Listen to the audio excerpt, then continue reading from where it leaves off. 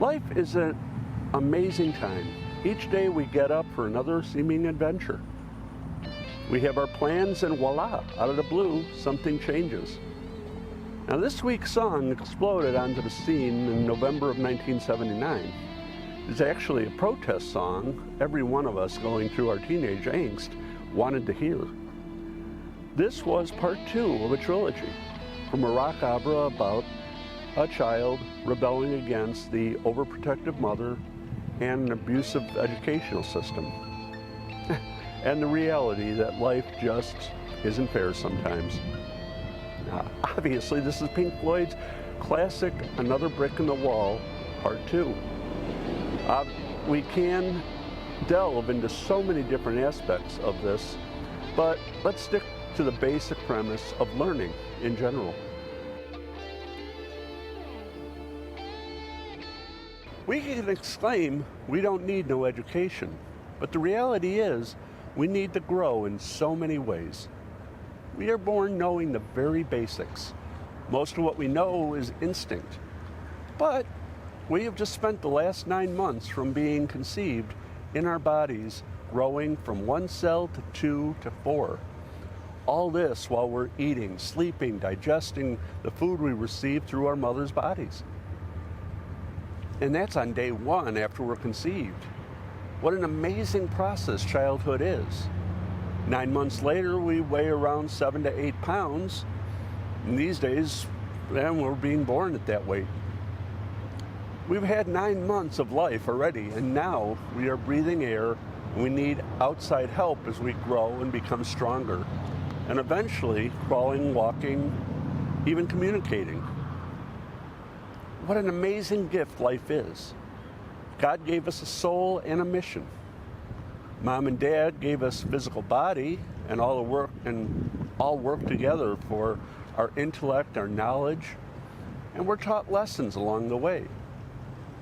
Teachings that will hopefully make us more social and more loving. Now, unfortunately, this song's protagonist did not have it, so it doesn't seem that way at least.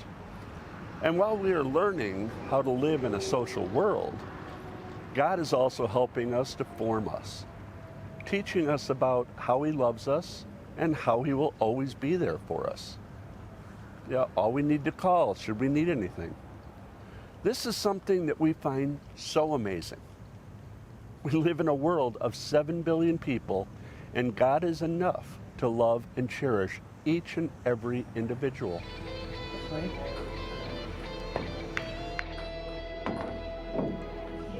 Our goal here is to live our lives to the fullest. It can be lived. And our lives are defined by so much more than the specific job that we work at. We can spend all of our time with our jobs and ignoring everything else, but in the end, you will be able to say that I did a good job at my job. But that's all you have to say. What is the legacy that you're going to have left? You spent your days working, and really, that's it. You never gave the opportunity to yourself to flourish and to grow in the new and different things. This is why we have our jobs and our specific function. But we also have a couple of other things.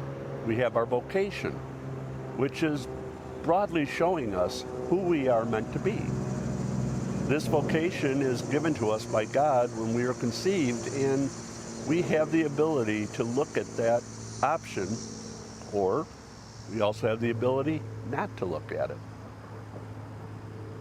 See, we can be married, we can stay single, we can become an ordained minister, such as a priest or deacon, or lastly, we can consecrate ourselves to God as a religious man or woman.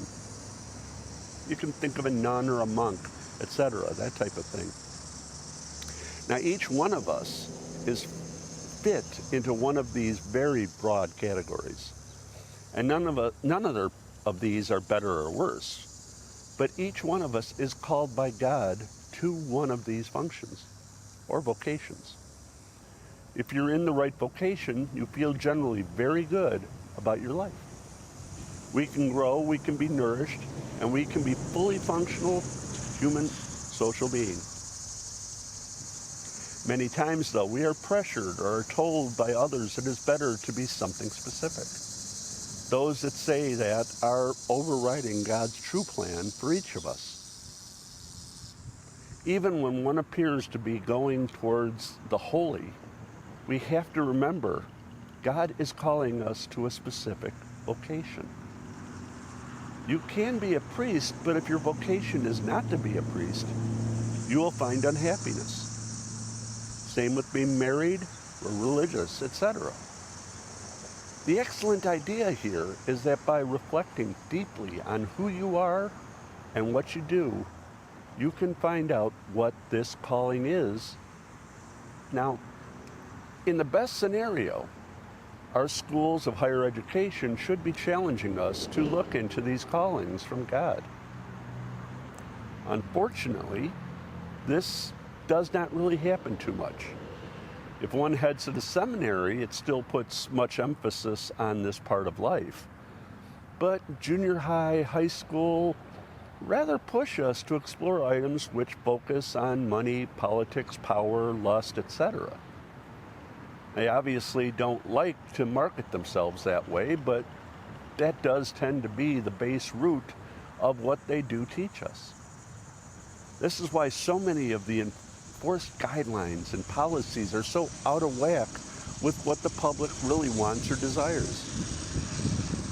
God's truth will win out. As mentioned earlier, there are a few general vocations, and none should be eliminated because they do not meet one's political or social views. That's not education.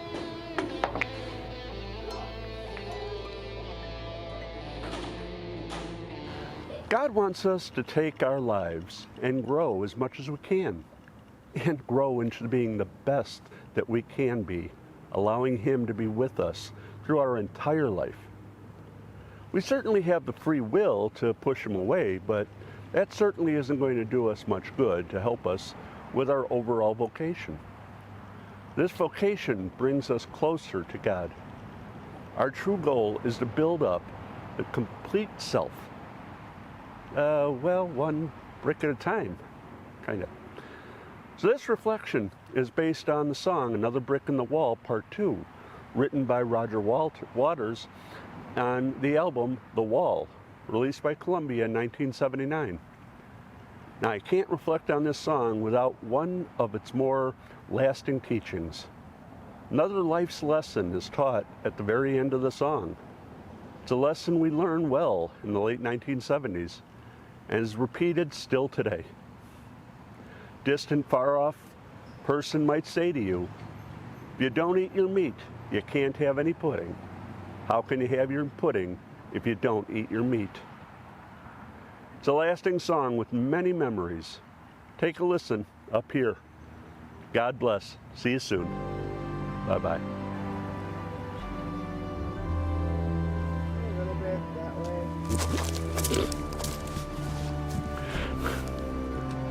Is that okay? Just